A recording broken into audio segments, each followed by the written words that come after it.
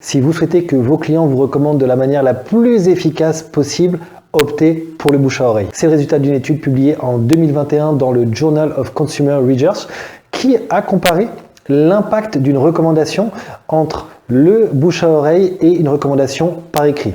Et oui, ce qu'ils ont pu constater, c'est que il y a moins d'émotions qui se dégagent lorsque la recommandation est faite par écrite.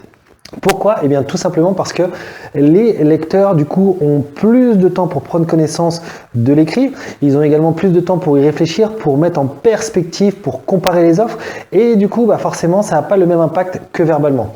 Le verbal a cet avantage de transmettre de l'émotion. Le ton de la voix, la tonalité dont on avait parlé dans une autre étude scientifique a un impact sur les autres décideurs. Ils se posent moins de questions, ils sont plus prêts à passer à l'action. Donc si vous avez un client qui est prêt à vous recommander au sein de son réseau, essayez autant que possible de l'inciter à communiquer plutôt par oral, coup de téléphone, visio ou autre.